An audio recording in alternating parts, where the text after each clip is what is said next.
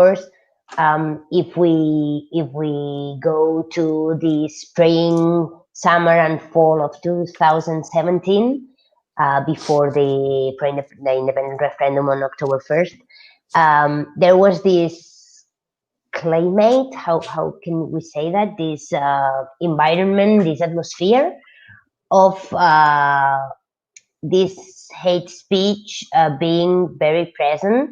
The burning of this effigy of Puigdemont was one incident, but there were many. For example, most people remembered when all the police that was summoned in Catalonia for the referendum, the Spanish police coming from all the other parts of the Spanish state to Catalonia to prevent the referendum. When they were leaving some towns, I think it was in Andalusia, people were shouting to the police, "A por ellos, go for them." For them meaning the Catalans that were voting. And "a por ellas" is also a sentence that has very negative and maybe violent connotations. So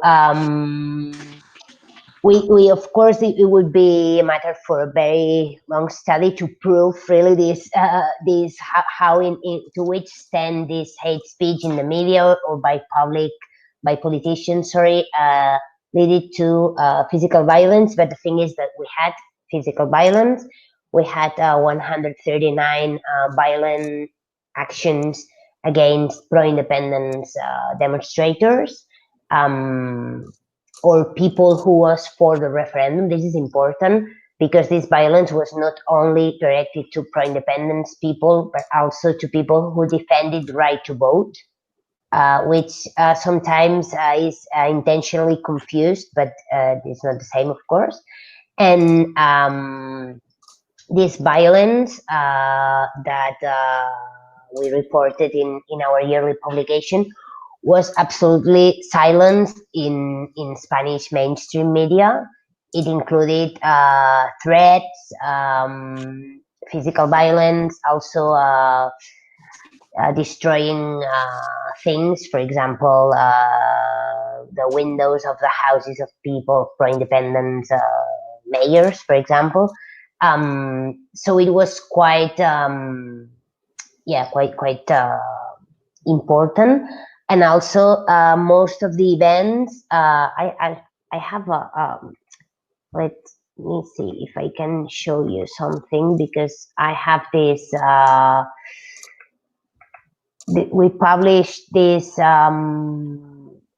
this infographic where you can see that most of the incidents, these are all the incidents in 95 days, 139 incidents, there were, of them, 86 were physical aggressions, and there were 101 victims of physical aggression, and 30 of these cases involved journalists. And you can see that the days where these are the days and the number of incidents. In the 1st of October, it doesn't include the violence by the Spanish police during the referendum, because of course, if it would, the graphic would be very different. But it includes violence by common people, and it's you can see like the peaks are pro-Spain demonstrations, 8th of October, 89 of October, and this is 27th of October, the proclamation of the Catalan Republic as well. So the violence was a fact, and you can continue that.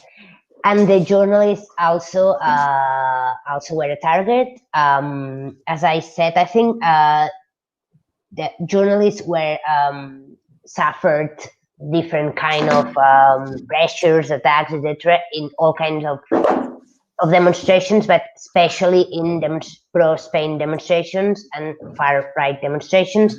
And these attacks were absolutely silenced by the mainstream media, whereas in pro-independence demonstrations where there was an incident happening, for example, where there was a Spanish TV reporter trying to report live from the demonstrators, from the demonstration, people sometimes shout very loud, so they cannot hear what they are doing. And this was really a big issue in newspapers, in Spanish media. I don't know if I'm being clear on that.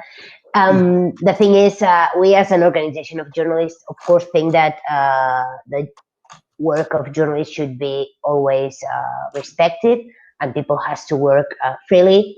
But of course, the incidents didn't get the same echo depending on who caused these incidents.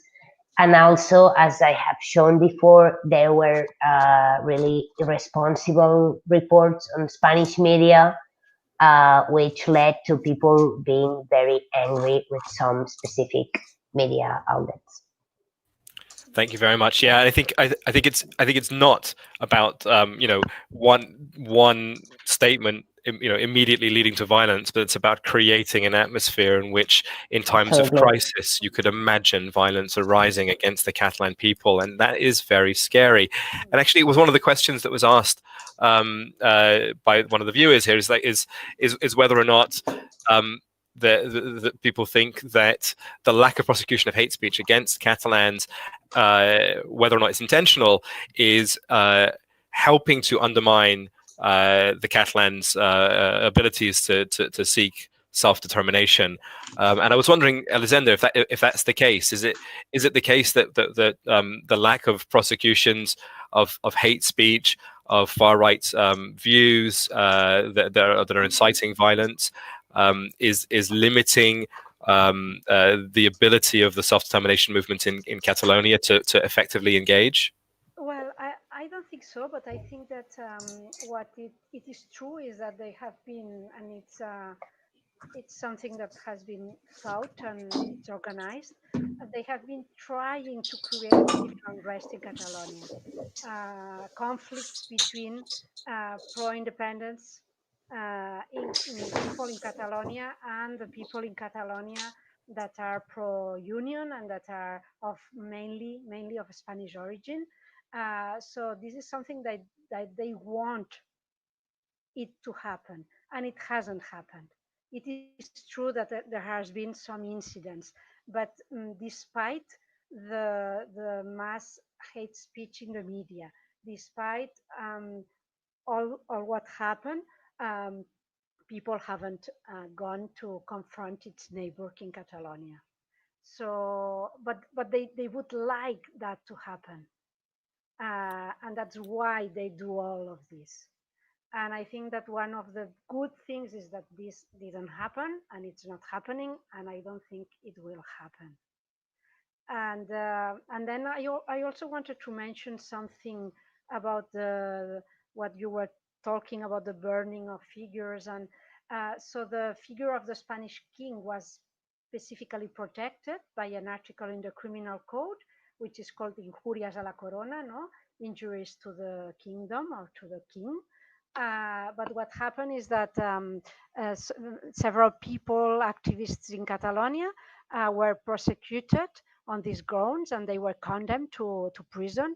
And one of these cases, the Enrique Stern and Jaume Roura's case, arrived to the Strasbourg Human Rights Court of Justice, and they sentenced that couldn't be condemned because it was freedom of speech was prevailing. So since then, it is not a crime. Well, it is still a crime. They haven't eliminated it from the criminal code, but now they are not prosecuting the cases when they happen. In fact, we, as the Catalan National Assembly, in the last Spanish king visit to Catalonia, we did that, and nothing has happened. But that was because of Strasbourg. Otherwise, we would be, and in the criminal code in Spain, in principle, it is only this special protection for the king, not for political leaders, democratically elected leaders. They are not protected, or at least the Catalan democratically elected leaders are not protected. It certainly seems that way. Thank you, Elisenda. And while it's sad to hear the thoughts that the state wants this to happen, it is good to hear that it isn't, which is good. It's been a really great conversation, and I think I want to just mention a little bit about what's the next steps with all of this work, and give a quick summary of, I think, where we're going. Well, one thing, I think the UNPO, working with our partners, working with our member Assemblea and others, I think we have become increasingly concerned that there is a crisis of rule of law in Spain. And what do I mean by that? A crisis in which the law is not being evenly applied on racial grounds, on ethnic grounds. Hate speech and hate crimes legislation is one of the tools that societies use to combat discrimination. At heart, they are there to create equality and inclusive societies. But one of the things that we have to recognize is that while it might be a tool of anti-discrimination, it itself must be used in a non-discriminatory fashion. And what we've heard today indicates that the hate speech legislation in Spain is not being used in a non-discriminatory fashion, in an equal fashion. It is clearly being used in a fashion that is directed towards certain groups and not being directed towards other groups. The Catalan people are bearing the brunt there, but I suspect that there may be others in Spain who have that same experience. What I think the next steps are. Some have asked, what's about the research? When can that be available? We've still got some work to do, because we wanted to take what we've learned today, what we're learning at the Minority Forum, and to include this into the work, so that we can publish something that is really solid, that highlights this issue as one of another example of a crisis of rule of law in Spain. Our intention is to use that for two purposes. One, to highlight that there is a crisis of rule of law in the European Union, and it exists because of the European Union's unwillingness to deal with the crisis of rule of law in Spain. And that when the European Union is professing concern for the rule of law and making, very strong, and I think in many cases very accurate statements against states in Eastern Europe of the European Union, it needs to act itself even-handedly and look at the crisis of rule of law that we're seeing in Western Europe, and in particular in Spain. So we want to use that report to try and make that point, alongside many other much other work that we've been doing on that, such as the overuse of detention legislation in Spain and all of those different things. So that's one part of it. The other part of it is that we want to take this report and this work to the United Nations. We want to get increased, more conversations being held by UN experts, by UN agencies, on freedom of speech and expression in Spain, on hate speech and violence directed towards minorities in Spain. And what that means for us is both looking at it from the context of the Catalans themselves, and also trying to think about the issues as it relates to other minorities in Spain, and the extent to which this is an endemic problem that's existed in Spain for a long time and hasn't been tackled, and is directed both at Catalans and at other groups. So we've got a fairly solid and sort of detailed plan of action that we want to do on this over the coming years. We think there's a long way to go. Unfortunately, particularly because the European Union is shielding the Spanish government from the kind of criticism that it should be getting, we believe that there is a very, very long way to go. But that doesn't mean that we should stop and not work on it. I think, as you heard today from all of our wonderful speakers, the issue is real. It is very dangerous, and it gives us fear of what might happen in a time of crisis, in terms of people in Spain directing hatred away from leaders of the Catalan people and towards the ordinary Catalan people, as well as a society that's increasingly moving towards restrictions on freedom of expression and other types of civil liberties. I want to thank everyone for coming today. I want to thank in particular Aix Global Justice for all of the work that they have done in this. It has been really wonderful to work with you all on it. I hope everybody who was viewing got something out of this. We are working on this issue quite consistently, and you can find that on our website of the UNPO as well as the website of Assemblea. So please keep your eye open on all of that as we move forward. Thank you very much, and good night to you all. Thank you.